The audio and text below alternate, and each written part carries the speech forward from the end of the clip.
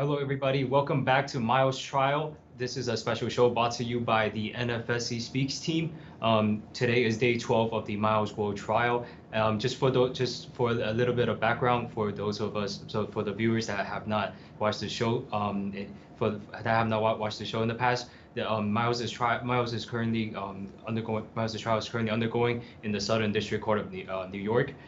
He's facing a number of fraud charges and also one count of RICO charge, but he has pled not guilty to these charges, and currently he is on trial on day 12, and we are currently on the witness number 10 from the government side as per yesterday. So before we actually get into the show today, I want to introduce myself to the audience. My name is Saturn. Some of you guys have probably seen me before on the show Infiltration Files on Saturday, right after Ava Chan's show Whistleblowers. And this show will be live from 3 to 4 p.m. Eastern Standard Time. If you guys want more updates on Miles' trial, please tune in to watch the show.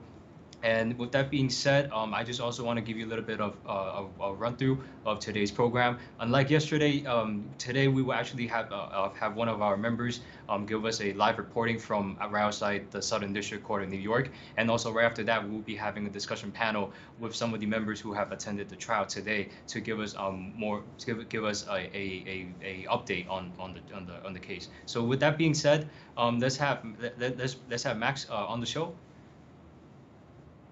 How are you doing, Hi there, Max? Saturn. I'm doing well. Thank you so much.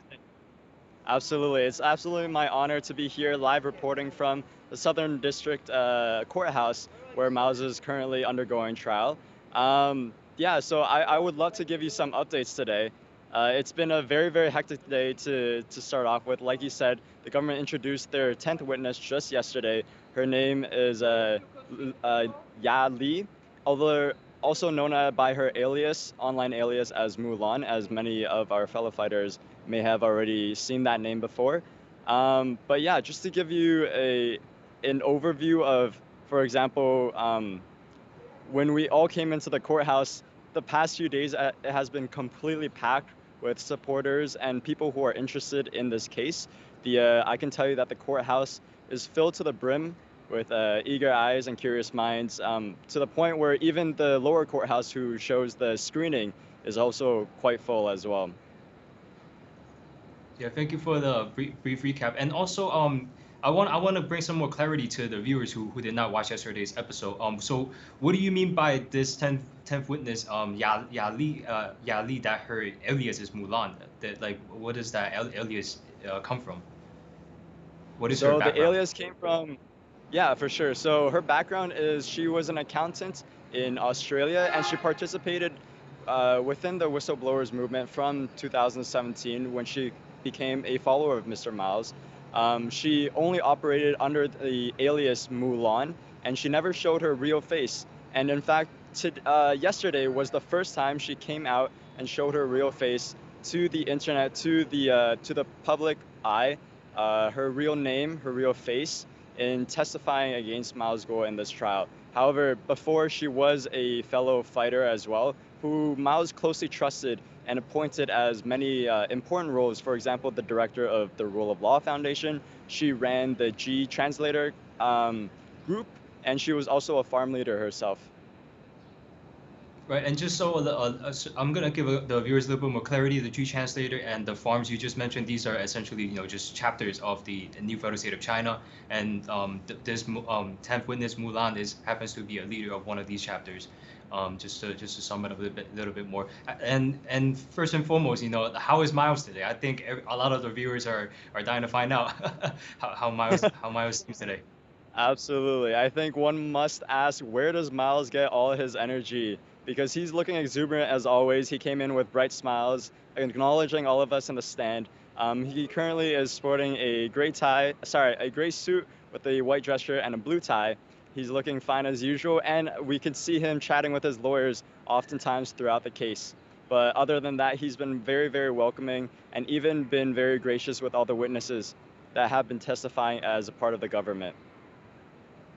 That's great to hear. I mean, it's unbelievable how Miles does it. Him being on this trial, and still staying energetic and so positive. You gotta really admire the integrity of Miles. Well, Absolutely. let's move on a little bit more to the details that transpired during the case. I know we just started cross-examining the 10th witness yesterday. How many witnesses are there in total today? Are they still on the 10th witness, or are there a couple more that showed up? Yeah, for sure. So today was a very, very busy day. It moved very, very fast. Like you said, just yesterday we ended up on the first cross-examination of the 10th witness. And by today, when I was exiting the courthouse at 2:30, we actually had begun a direct of the 12th witness. So we finished the 10th witness, a cross, a redirect, and a recross. And then the government brought on its 11th witness as well as the 12th witness. And I'll get into their backgrounds shortly. But I'm sure my colleagues will be able to join you soon and tell you about the ending of what happened with the 12th witness, and even if there is a 13th one being brought on today. But yeah, to give you an idea, it has been a very, very fast-paced day. If you want, I can get into the backgrounds of the witnesses, or maybe we can talk a bit about the 10th witness though. Yeah, so let's talk a little bit about the 10th witness, because it seems very fast-paced to have 3 witnesses be present on the same day. So let us just start from the 10th, and then we'll move on to the other 2. Absolutely. So the 10th witness, just to give the audience a bit of a recap, yesterday the direct examination, from my view, to be honest, I'm not in-depth. I don't have an in-depth understanding of many of the operations of NFSC since I haven't been here for quite as long. But from a juror standpoint, I can give you a very objective execution of what has transcribed. So first of all, I believe the direct examination of Lee, it painted a paper trail of money, since she was able to provide a lot of bank statements that linked each entity to which entity, and it linked all the entities together, providing the government as this case of a criminal enterprise. And their key ideas was to list out all the investment projects that were paused and evolved into different investment projects. And she kept repeating certain elements like lied, tricked, deceived. And she also reiterated how she trusted Miles Gore, and there was a lot of negligence on her part. And it even went into the emotional appeal of crying. She mentioned suicide, she mentioned her daughter, a lot of that type of execution. So when we began the cross-exam from yesterday, our main objectives were to challenge her truthfulness, her entire testimony, whether it stands on fundamental grounds or not, and get to nuance. So if I may, I want to give a recap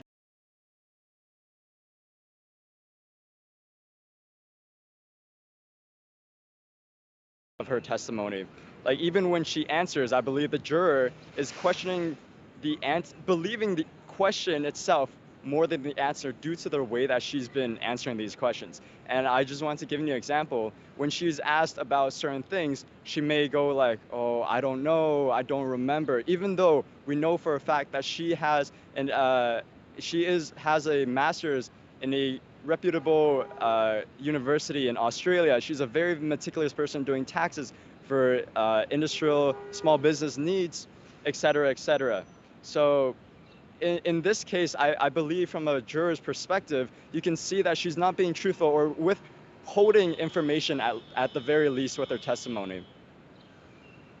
Okay, so hold on a second. There's a piece of detail I wanted to focus on a little bit, and it's the fact that I think you started off with introducing her background as an accountant, and I believe also yesterday, it took her a while to recollect what institution she got her degree from. Correct? That is very true, and it's in these small gestures where it feels like she's not being 100% truthful, because even recalling her institution, she took maybe about 2 minutes to finally explain to the court, or had the judge personally ask her what the name of the institution was. Wow, I mean, hey, let's leave that to the jury to decide. And speaking of that, I mean, how did the jury seem like? How did the jury seem like yesterday when she was appearing to be emotional, while being directly examined, and also the jury today? Right. So I want to point out that the jury during the direct, it felt to me that they were being lulled into a very calm, I dare say sleepy disposition because of the way that the evidence was presented. It was a long list of paper trails, and it was very oddly juxtaposed by the fact that she started crying at the end when the CCP was mentioned, her daughter was mentioned, everything that she put on the line was mentioned. But as soon as we took the cross, I think the jury definitely started being more attentive because it was very, very fast-paced. It was very rapid. The defense lawyer, Sabrina, she did an amazing job at correcting a lot of the or bringing nuance to a lot of the points that was brought up yesterday. So I actually wanted to, if I may, bring up yesterday's transcript, which was very interesting that I feel like the jury may have had a reaction to. So yesterday's transcript, as you know, Mrs. Lee, she received a non-prosecution agreement from the government. And the non-prosecution agreement stated that she won't be prosecuted if she was truthful and told the full truth, the complete truth, and whatnot. So this was from the transcript. Regarding the non-prosecution agreement, our defense lawyer asked, and they decide you're telling the truth or not, correct, in reference to the government deciding if she's telling the truth or not. And she answered, no. We asked, really? And we asked, when you met with them, and she interrupted saying, I decide myself. You decide yourself. Yes. So you decide if you're telling the truth, and if they decide are lying, all that matters is you're telling the truth, and she says no. It matters what they think about what you are saying, correct? And she says no. When you met with them in the proffer sessions, each time they talked to you, they told you to tell them the truth, right? And she says no. So I believe the whole court was extremely, extremely confused during the entire cross-examination, and it even brought on a lot of these confusing elements during today's trial as well, during the direct as well as the cross-examination. Right. I mean, hey, I think that's a very interesting detail to point at because again, you know, if you're testifying in court, you're under oath and you're supposed to say the truth and nothing but the truth. And here we have, I think, from the looks of it, a lot of going back and forths and flip-flops on a lot of the answers as opposed to, you know, as opposed to the truthfulness of her testimony. So again, I think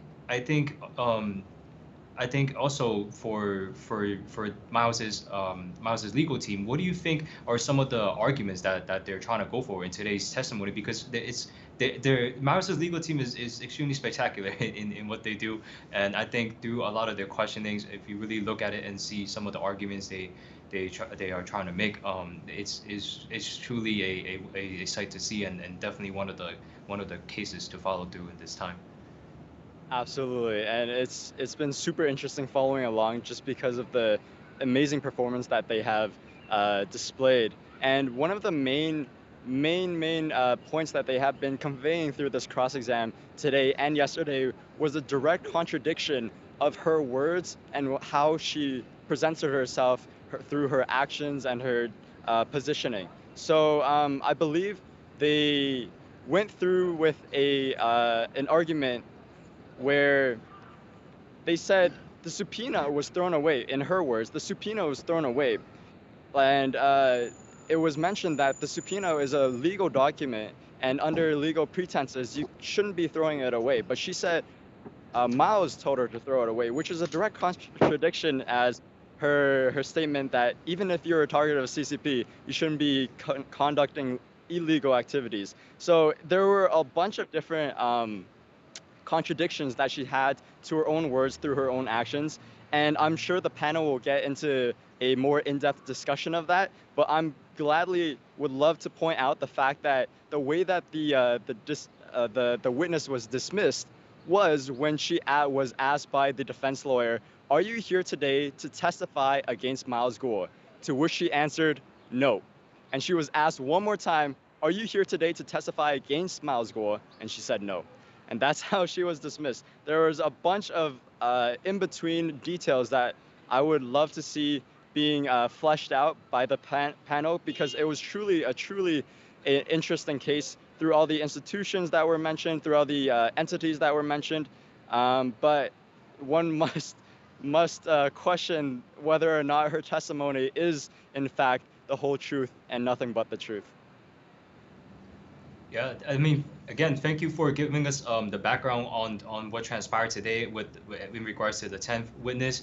I'm sure the discussion panel would get very interesting, being that it's going to revolve a lot around the legitimacy of a lot of what she said in court. So again, Max, thank you for coming on today, and we look forward to seeing you give another report for us at the Southern District Court of New York. Thank you so much, Saturn. And now, before we get into the discussion panel, I would like to bring our attention to our NFSC Speak X account, formerly known as Twitter.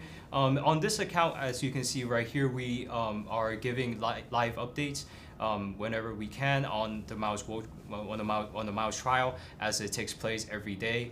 That the court is in session. There are a couple of days where the court is not in session, but when the court is in session, here is where you can find the most up-to-date information as it happens. And also, we will also have a show every day at 3 p.m.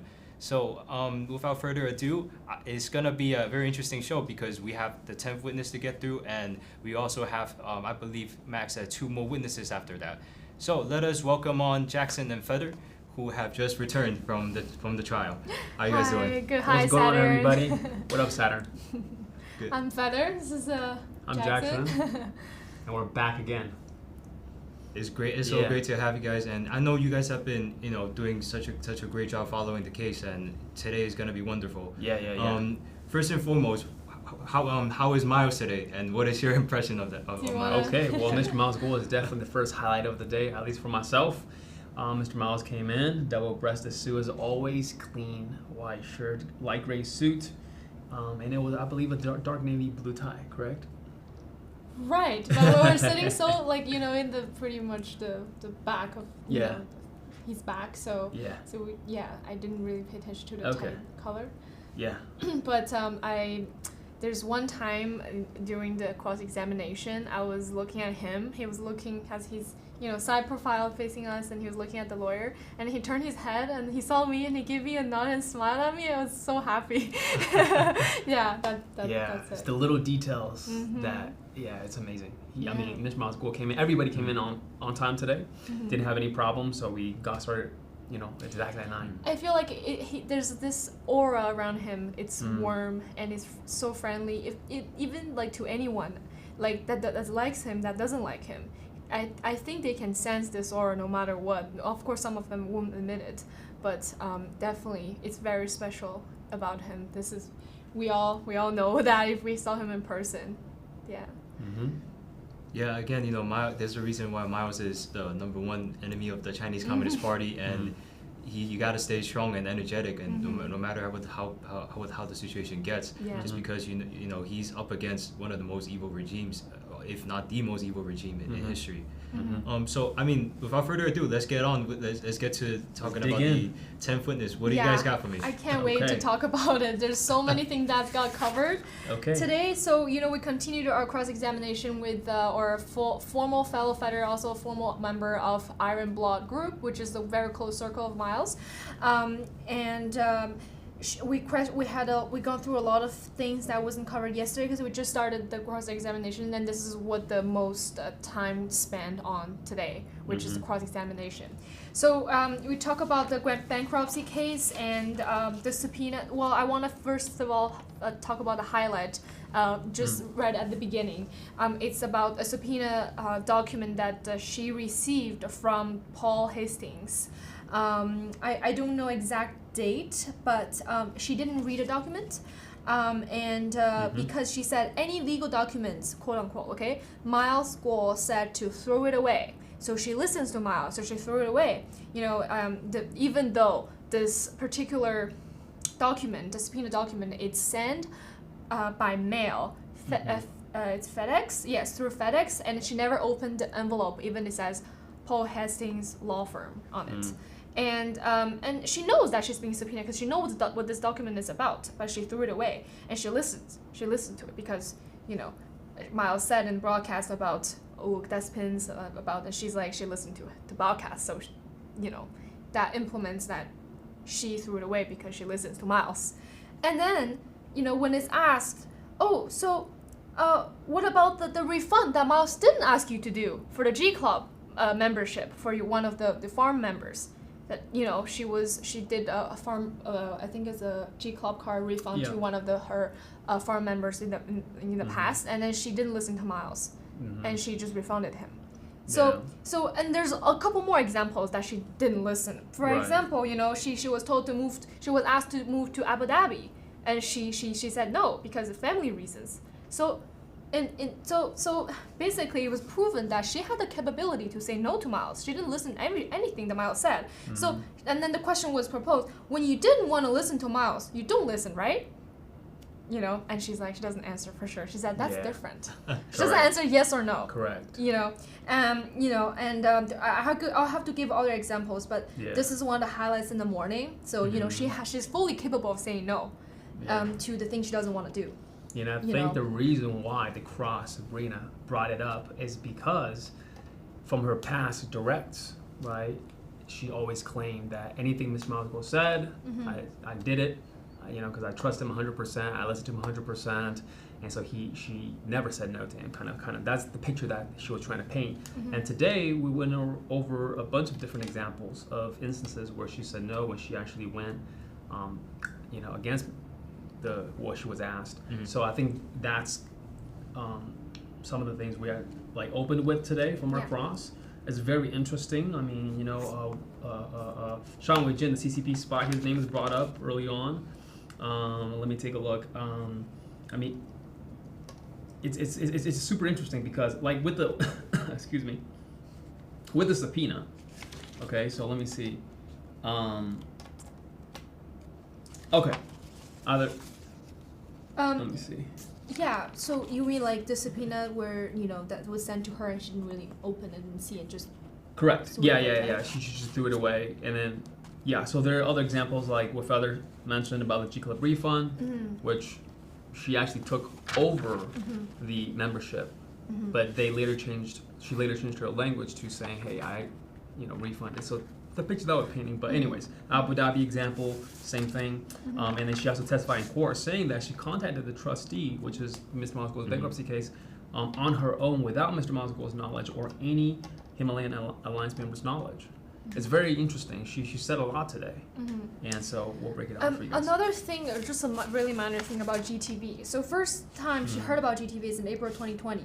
Okay, and she doesn't know. She says she doesn't know or either don't remember the reason why Miles built GTV. When she was asked the reason why he built GTV, was it because that his YouTube account, Twitter account got suspended? She's like, I don't know, I don't remember. So as a follower since the beginning, since 2017, this is in 2020 that the GTV started to be built. She does not know why. She doesn't want to. I don't know if she doesn't want to admit it, or she doesn't really doesn't truly remember the reason why Miles built GTV in the first place. Because there's no other means for him to broadcast online to spread the news, right? This is something I want to highlight. That's very interesting because I remember yesterday from the transcripts that she did mention she's aware of these accounts and she's aware of the fact that his YouTube account is unable to broadcast. Live, you're right. He's not able to go live on YouTube, and we all know by going live and without the back end post production done to a video, it's just more authentic, right? Right. It's more truthful. So that's definitely one of the reasons why Mr. Miles built. Yeah, and a lot of actions she's done. It's all based on the fact that Miles told me, I believe him. Including and when she signed the documents on certain matters on investments, and when she was asked, did you carefully read the instructions? Did you carefully read the documents? She said no. And so Miles, who created documents? Miles did. If every institution is Miles is in control of every institution, then Miles made documents essentially that she did not read carefully as Miles told her to do. So it's very selective that we can see that there are things that she certainly just don't choose to listen to do, and there are things that She listened to everything, but then, when prosecutor asked them, they selectively choose the things that she only listened to do. She listened to Miles and to do accordingly. Yeah. Right? She was failing at her own logic on connecting the stories as to what she said the days prior versus today when they were asked. And something interesting is that Sabrina the Cross asked her, what is it? It says, you do believe that the platform would be the most successful after taking down the CCP, correct? Meaning GTV, right? Yeah. And nothing. She couldn't say anything. It was like dead air. But I think Sabrina did a great job. We definitely got the message across. Yeah. So there's a couple more highlights I really wanted to share because it's so important because there's one thing about NFSC, New Federal State of China. Okay, it was founded in 2020, June the 4th, and the broadcast there were Miles and Ben on the boat, and there also the famous soccer player Hao Haidong, right? Which is located. Well, he's in Spain right now with his wife, and he was a part of this announcement. And what the question was he a part of it? First of all, she failed to recognize him. She failed to identify who he was because there's one part that the pronunciation of name wasn't very accurate. But then she's very. She seems not familiar with who he is as like a social identity as a soccer player. And, when asked, was he part of the NFSC announcement? And she said, but he just read out the statement. I have a quote unquote, but he just read out the statement. And then, and our movement prepared the statement. She said, our movement prepared the statement, and he just read it. So there's a distinguish, making an announcement and reading the announcement, for her, is a different thing. Okay? So she said, our movement prepared the statement. He just read it. And then when he was asked, oh, he's still a Miles Guo supporter? And what did she say? I don't remember. I don't know. Yeah, or she that's one of the other things, because there's a pattern that she just can't answer. She doesn't want to admit in court, testify, saying certain things. Like, for example, here's another one. When Sabrina asked, which is the Mr. Miles' lawyer asked, because what's her name? Yali, right? Mulan, the witness number 10. She over and over again always said that she was forced to sign the legal documents for the new GTV, for example. Okay, because she testified saying that she was forced to sign the documents, and then so Sabrina asked her, well, when asked about what evidence do you have that you were forced to sign, and she couldn't answer. So there are all these little questions, that she just can't answer. She just can't answer. And when he was asked about NFSC, she said, it's not a concept, it's a scam. And she said, anyone, so the question was, anyone who believed in it's being scammed. Well, of course, this question being sustained, but objected. So, and then she said, do you know what others think about NFSC? And she was answering on behalf of everyone that believe that it's not a concept, it's a scam. She's answered this question on behalf of everyone. But then the Sabrina or defense lawyer keep emphasizing, only talk your view on NFSC. You're not talking for anyone else. This is your view. And a lot of times during answering this question, she get I said comparatively emotional because she raised her voice. I have to say, because before her voice is really, really slow and soft. Like, she was asked numerous times to speak up for herself in the court. Even with the microphone, we can't hear her. And answering this question, she got emotional. She got, passionate. And and then sorry, and then she started talking, cutting off Sabrina, or defense lawyer. Yeah. Before even she finished asking the question, she cut her off numerous times. Yeah, in the court today. And I have to mention another thing, very, very important thing about the protest that was brought up yesterday on direct and also on cross-examination. So she testified that what was it? She testified that she never went to the protest in I think it was in New York, right? In New York, about the Luke Despin. Yeah. Right? Yeah. You can give me a little background if I'm saying something wrong because I wasn't there either. So she said she never went herself to protest, but she watched the broadcast. So when she was asked, first of all, she doesn't remember which protest she was testifying yesterday. Right. Sabrina asked her, does she support the protest? Hold on. So she was testifying that regarding a protest, Yes. but which protest was it in particular? She does not remember. Wow. Yeah, we remember there was only one protest being testified yesterday, which was the Luke Despin protest, which happened in the end of December of 2022, I believe. Around there. Right. Like in November to it's in the winter time. Right. So she doesn't remember. Yeah. She testified. Sabrina asked, did she support the protest? Because at the time, okay, like so no answer. Once again, no answer.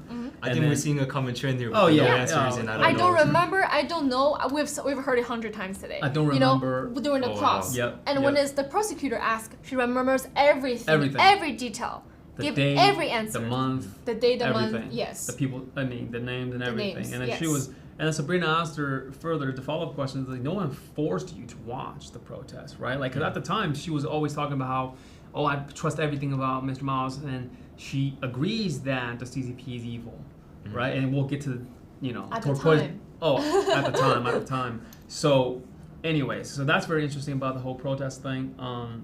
Yes, and also, she said, so that means, if you've and then Sabrina, or defense lawyer, made a point where if you watch something, that means you support it. Right, but vice versa, if you don't support something, you wouldn't watch it at all, right? Right? If you're against this movement, you don't believe it, then why are you watching it, right? So it took her 30 seconds, we counted around 30 seconds, silence, complete silence, to answer this question. She said, I watch it because it's Alliance broadcast. That doesn't mean that anything. That doesn't mean she doesn't support it, right? Yeah. And she kept following the protest. Even after the 2 incidents happened, which I'm gonna talk about next. The 2 incidents where someone got punched in the eye, someone got punched in the face. There were 2 incidents, and then there was document, which is a defense exhibit. So it's a document from the defense team, which is evidence. It's a Rule of Law Foundation announcement, a paper, which shows that Rule of Law Foundation took certain steps to prevent that thing happen again. And she doesn't remember the document, right? Of course. And then she doesn't remember, she doesn't recognize the logo. She was asked if you recognize this document, and she said, there's a Rule of Law Foundation, Rule of Law Society logo, and then she said she doesn't remember the logo. Sorry. She doesn't remember the document, but she recognized the logo. Yes. And she got, of course, her recollection refreshed by the defense. You can definitely tell her logic as to the stories, like what she testifies the day before. Because Sabrina was very fair. She said, you testified the day before, you said this, and when we asked you the question today, you're saying this. That's all Sabrina was doing. There was no, she was very respectful. She was speaking to her softly throughout the questioning. So, I believe that everybody in the room, not just the jury, the jurors, like everybody had a sense that, okay, the true colors are starting to come out a little bit as to what's really going on, who this person is. Yeah, so this document basically says, Rule of Law Foundation have noticed what's been happening, and then we're taking steps to prevent this happen again. This won't happen again. Basically, it's Miles putting out an announcement saying this kind of things won't happen again. We're trying to do anything to protect, anyone that's around or involved in this protest. And then she was asked, so is it Miles? So who runs the Rule of Law Foundation? But at this point she's using her own logic to go back at her. So she said every institution is Miles School's, right? So in her logic, supposedly Rule of Law Foundation is Miles' Rule of Law Foundation. It's founded by Miles School, and she's like, she doesn't know what running. She doesn't know what in charge of means. So what do you mean by running a business, like running this foundation? What do you mean? So it just goes back to the same thing that she said earlier on. They're making the announcement versus reading the statement. Yes. So, and same thing, I think playing around with the words. Playing around, yes, and then so she was asked. So Miles is running the Rockefeller Foundation, right? That took her a minute to answer that question. She does not want to admit that Rockefeller Foundation it's founded by Miles. So Miles School is in charge of Rockefeller Foundation, and this announcement basically it's made by Miles School on behalf of Rockefeller Foundation, saying to prevent these incidents happening again, to protect people. So she does not want to admit it. So anything to do, the good things to do with Miles, she doesn't admit it. Anything that bad, according to her, that Miles did, was all listed. So I found that very, very interesting. And she's going back at her own logic. If Miles is running everything, so supposedly, and the good things Miles did was. Yeah, and I mean. Moving on a little bit when it comes to, she was further asked about how Mr. Miles was targeted by the CCP, right? Right. And then and the NFSC targeting by the CCP. They mentioned the SEC. Does the witness number 10 asked Yali, do you believe that the CCP is infiltrated by the CCP? And she said, well, Mr. Miles said it on the live and everything else, but the name George Higginbotham came up, and she was asked, he's the CCP, that's trying to hurt him, which is Mr. Miles, right? And then, why does she believe that the SEC, for example, is infiltrated by the CCP? But anyways, with George Higginbotham, he's actually a convicted CCP agent. So that came out in the court. It's very interesting. So that'll be a part of the transcript. And but yeah, so for me at least, the very initial beginning, you can start seeing all the cracks in her stories as to what she said, what she testified the day before in court, and the things she's saying now. It definitely felt like, it's like, for example, as a truthful person, when you ask somebody something, you just tell whatever the truth is. There's no need to try to storytell, right? You just share the truth when you're asked, right? What is your favorite color? Okay, my favorite color is orange. Or whatever the color is. You don't need to think, okay, if I say red, I don't know what people are going to think of me if I say the color red. So there's no need to storytell. But anyways, that's something. Remember the refund for the follower for the GEG club? Yeah. That even Miles School didn't tell her to do that, and she still did. And then it was asked, why do you do it still? And she said, depends on what it is. Right, and I think through all of this, you have to, we see the prosecution side's argument through this witness is trying to paint Miles and the G series and also the Himalaya Alliance as a criminal enterprise because of the RICO count and trying to make the association that Miles is the one pulling the strings because there was numerous times where she tried to say that she said that Miles was the one who instructed her to do many things or she did certain things because she believed in Miles, and again you see the parts where she did things that where she disobeyed Miles's advice on a certain matter. So I think this is something that is very interesting, especially when you're under oath. You're supposed to say nothing but the truth. That's right. And there's several documents. There's nothing related to her. There's doesn't show anything that's related to her. The only reason she could testify those documents because the prosecutor showed it to her. There's nothing to do with her. She was never had her hands laid on it. Doing any of the documents and any of the decisions on certain matters, and as well as I want to mention this Mawa mention that were really, really interested to me. On the translation thing. So Miles made a certain, I would say, send a certain voice message to Mulan. So was this one of the pieces of evidence that was brought up? Yes. And then this document was translated to English, so it's Miles' message to the lawyer Aaron.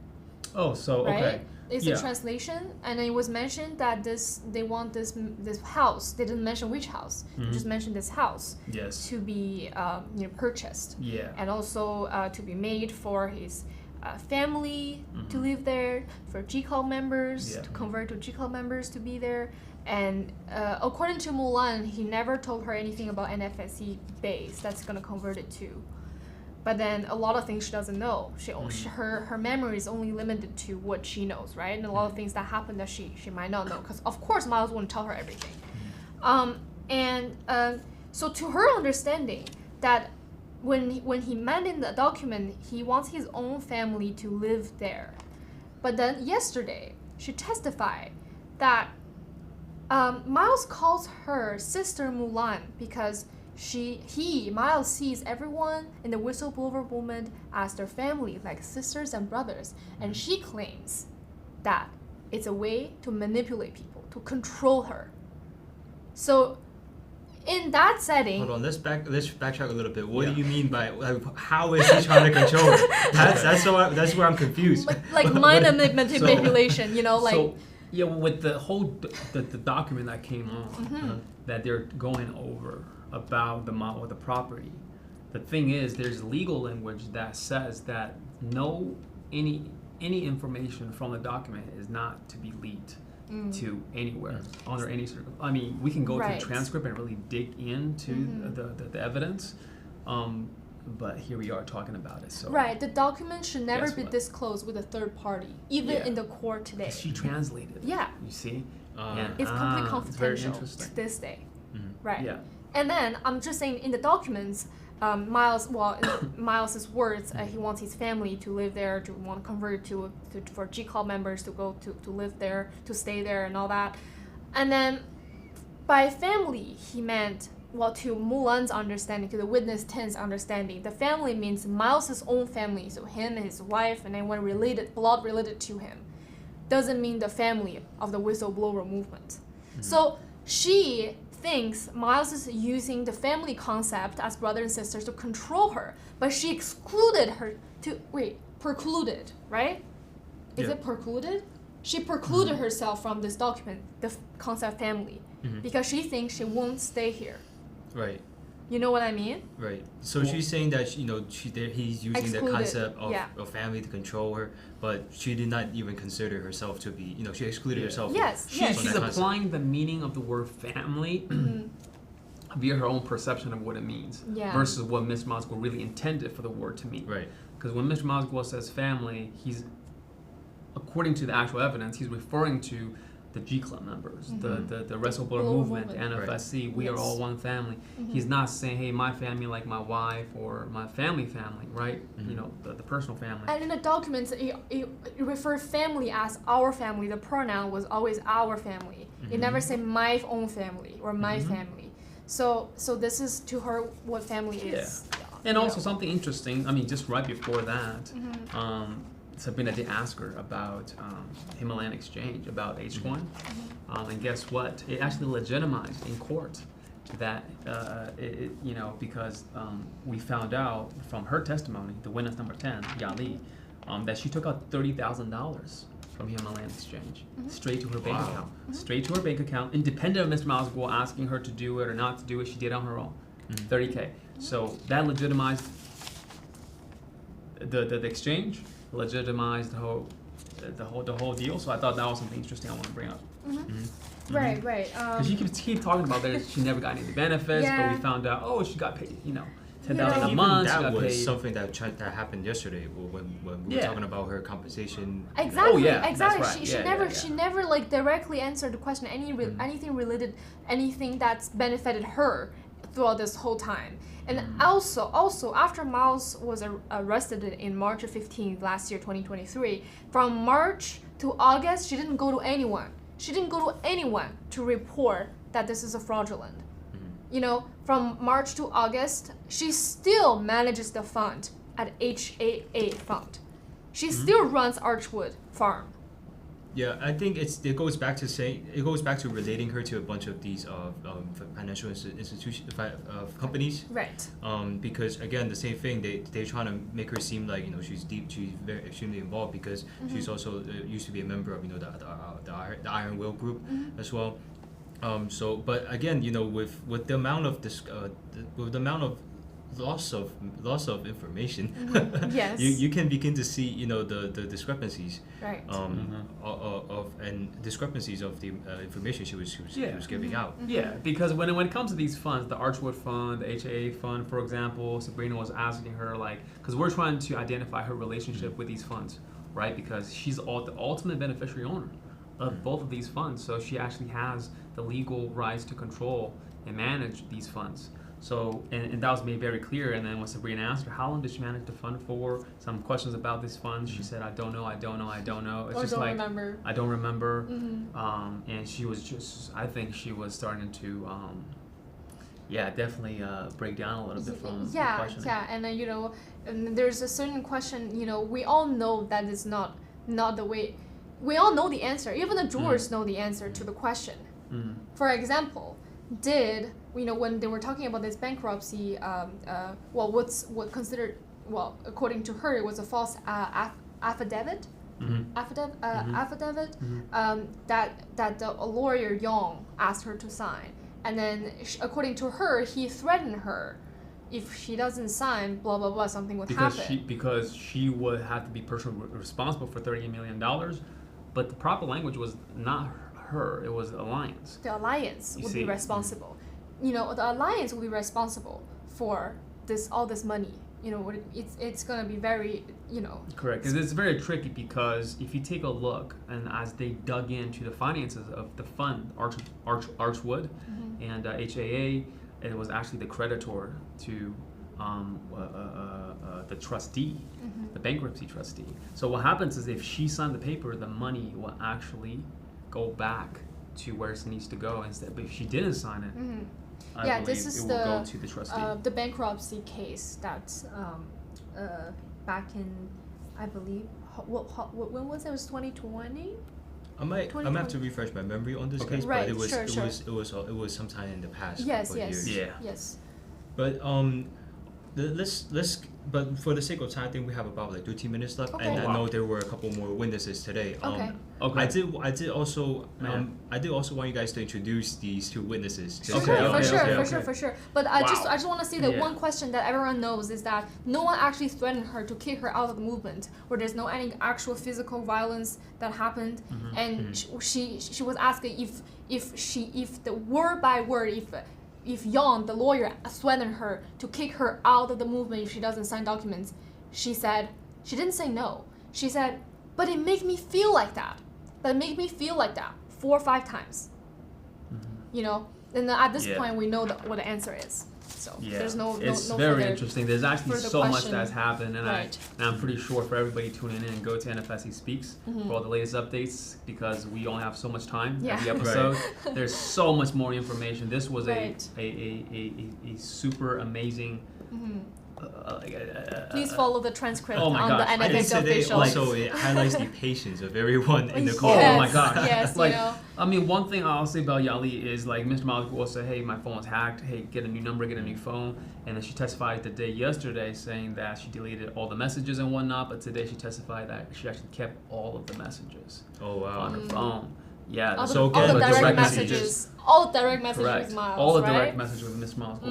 Yep, everything. It just goes back to another thing too. I think if you look at her profession, she's an accountant. Yeah. So there's not supposed to be this many discrepancies if her job is literally to pay attention to details. Right. Is to hyper focus on these details, and her job and her profession literally is about details.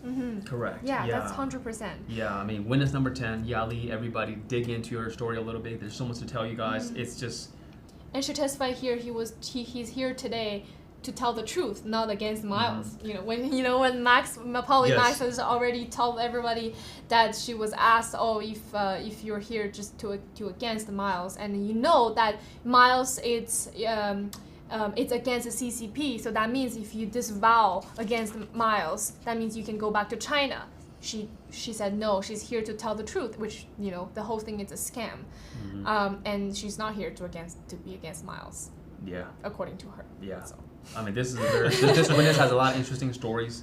Actually, before we move on a little bit, there's one thing I want to actually touch upon to see if there's anything in that regard. It's about her non-prosecution agreement. Yes. Okay. I think that's something we also should take a look at before we cover the next two, because I think it moves on very quickly. Very quick, yeah. So let us focus on the non-prosecution agreement because I think that is something that's very, very interesting. Yep.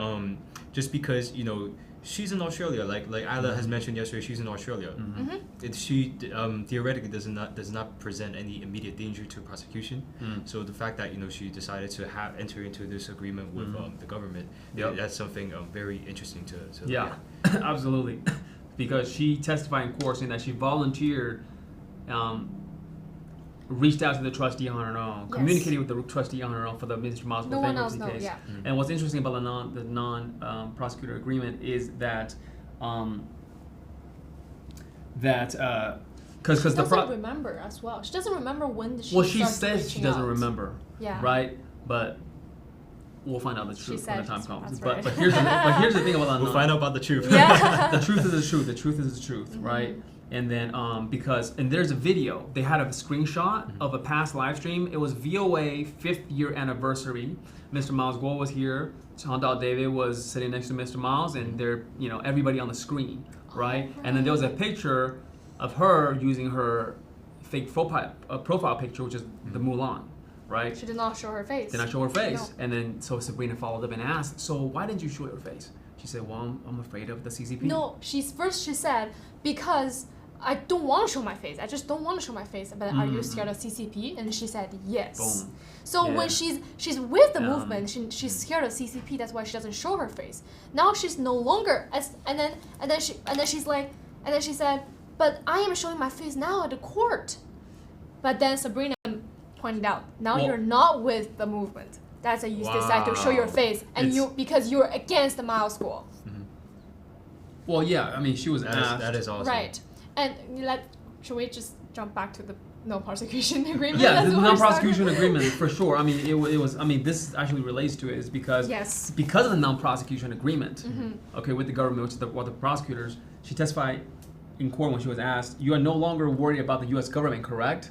Because of the non-prosecution agreement with the U.S. government. So, why did you not? So."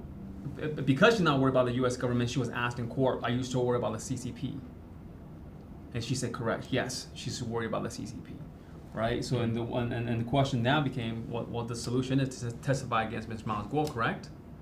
Because if she's no longer afraid or worried about the U.S. government, because now she has the non-prosecutor agreement in place, then who else is after her? She said she feels safe. She feels safe from the U.S. protected. government. Because she has coverage because of all these different things they added into the agreement. Right. But she still said in court, testified that she's afraid of the CCP. She's worried about them going after her family because they actually sent the Ministry of Security to her family. The CCP went after her. I don't know if you remember, this non-prosecution agreement has two versions. There's one with a certain institution's name in it. And there's HAA. another one with... The first version did not have HAA, which was one of the fun. And then she was the one that brought it up to say, yep. And then the second one was the one she said, hey, you guys need to include this. Yes. And then which is the that's fund that she controls. the final non-prosecution agreement signed by her and both the lawyers as well. Yeah. It's very interesting. This is the more details that we found out today. I mean, hey, these are the details we're looking for to do this trial. And also, I think it's the non-prosecution agreement. I think with that, there's a good point that you brought up is the CCP. She still feels like the CCP is a threat. Like that is something that is undeniable, and that's the reason why Miles does what he does to spends all his efforts to take down the CCP. Just because, as I mentioned before, CCP is one of the most evil regimes in existence, and I think it has been a recurring theme throughout the trial with the witnesses as they were giving the testimonies, and all of them said about how horrible the CCP is. I think, especially with some of the members some of the people who used to be members as well. They all testify in court saying that they still believe the CCP is evil. Right. Correct. Right. But then Yeah, it's very interesting. They all did testify. So it's on the transcript. You can't lie about it unless if she's lying, then guess what? The prosecutor cannot go after her because of she's lying. For sure. Well, we have just 5 minutes left. Let's run through the next 2 witnesses real quick. Okay, the witness 11 today, I think it was only lasted for like 50 minutes. 50 minutes. Yeah, Wow. quick. Okay, 50 minutes, not even an hour, 50 minutes. He was the president and manager of the Post Oak Motor Cars, which is a Bugatti. They're a dealership. Dealership, yeah. And then they're the one that sold the Bugatti to G-Clubs. In Houston, Texas. So, in his testimony, basically he was explaining how much the car worth, what is a hypercar, and how the price is this way, the base price, what's the total price, and who purchased the... Essentially with this witness, number 11, his name is Lonnie Souza, Lonnysoza. He came in around 1:35, but he was, direct was with Finkel. Essentially what they did was go over the logistics of the financing in terms of whose names were used, when did they transfer the money, wire the money. So very similar to the time when the individual from Lamborghini. Yes, very similar. And this is with a Bugatti Chiron Super Sport, right? Very nice. And but let's just say the rec went through the financing, the who's, the dates and everything else, and then when the cross came in, it was just, it was swift is the word. Yeah, first of all, they explained how much this car is worth, and how much it costs for only a tire change, and then you gotta change a tire per 500 miles. One tire is $10,000 and all that. And then it was showing an email with Mr. He. Which has something to do with the taxes, question regarding to the shipments and the tax registrations, the delivery, and etc. And then there's a payment that's made. With this witness, at the end of the day, the logistics were proven to be 100% clean. Yes. With the finances. Yes. But one thing I do want to point out about this witness is that the prosecutor used a version of one of the purchase contracts or agreements. It's personal configuration.